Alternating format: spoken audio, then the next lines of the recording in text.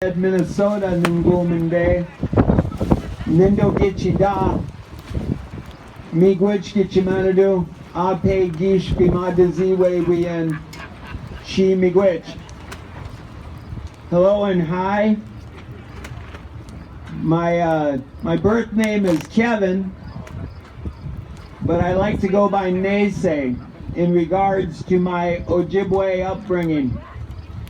The French called us Ojibwe, the English called us Chippewa. In our language, we call ourselves Aanishanabeg.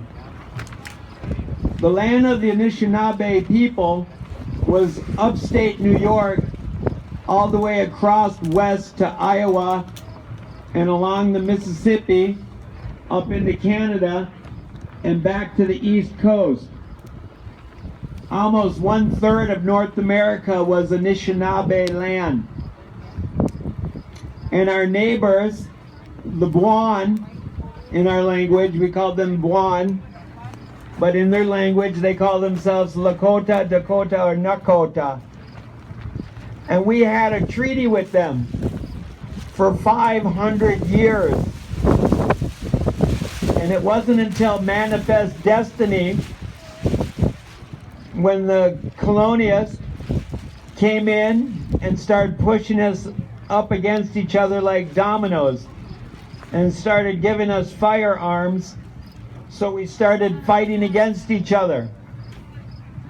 And the early frontiersmen, they asked the Anishinaabe people, who's the people to the west of you?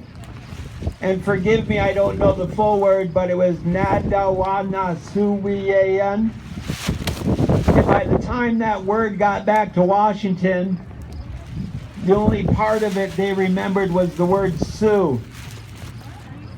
And so they used that term and they bastardized it and said it meant enemy, and they said it meant snake in the grass, when it just meant the people we're having a conflict with. But we didn't have a conflict with the Buon for 500 years. That we lived in harmony. We shared the big powwow drums. We had ceremonies and powwows. Sorry, I'm late.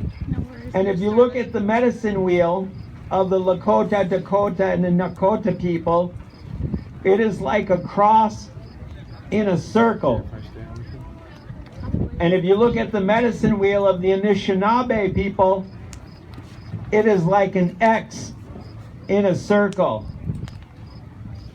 And if you look at the heavenly sun and Aki, Mother Earth, and Father Sun, and the relationship they're having right now, it is the equinox, where we have equal day and equal night.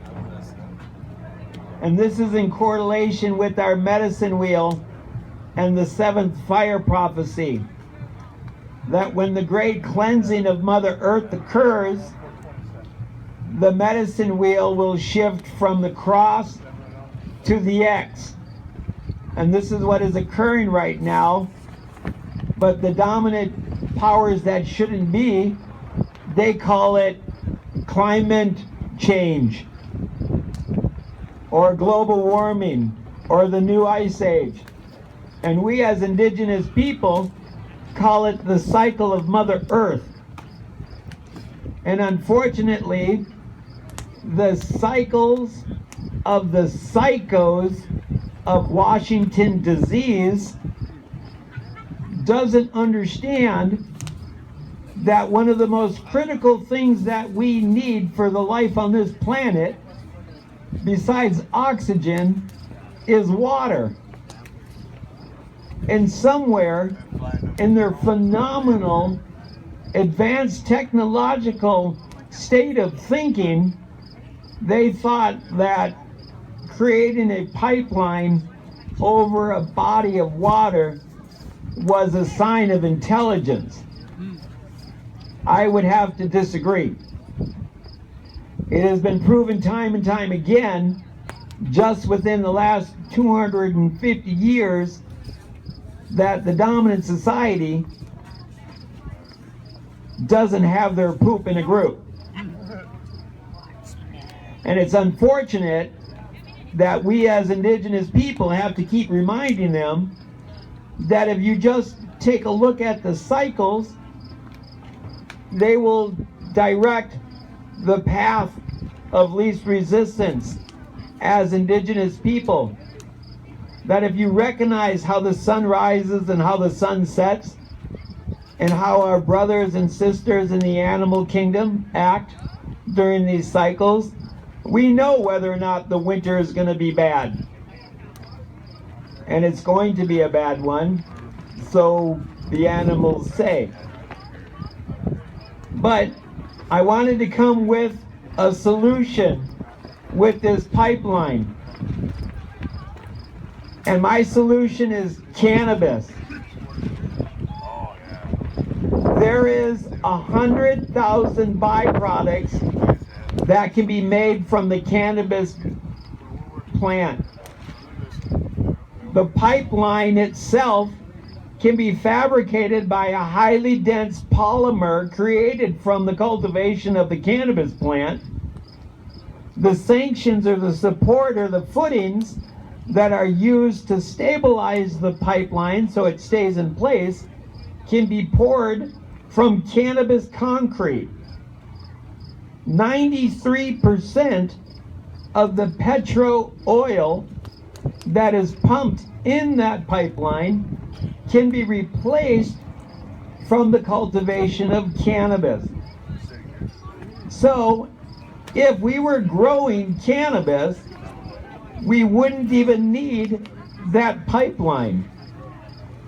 And as the powers that shouldn't be declare we need to get off of our addiction of foreign oil, take a look around at all the plastic that is around us. And we're trying to fight against this pipeline that is going to be supplying plastic in its raw form. And so should we be utilizing plastic, which can be manufactured from the cannabis plant? And if there is 100,000 byproducts that can be made from this plant, to me it's a no-brainer, especially if we wouldn't have to rape Mother Earth to get the oil out of the ground.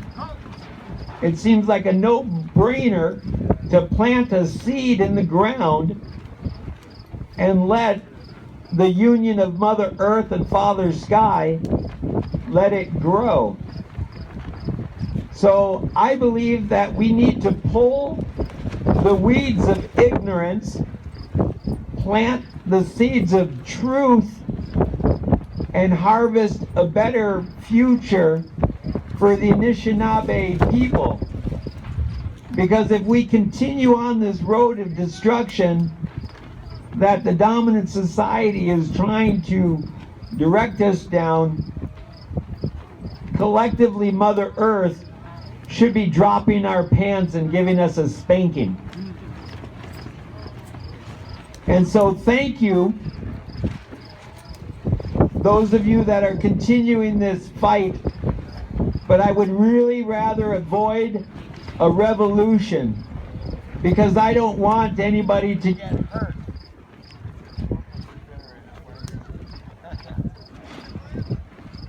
And I guess the powers that shouldn't be don't want me talking.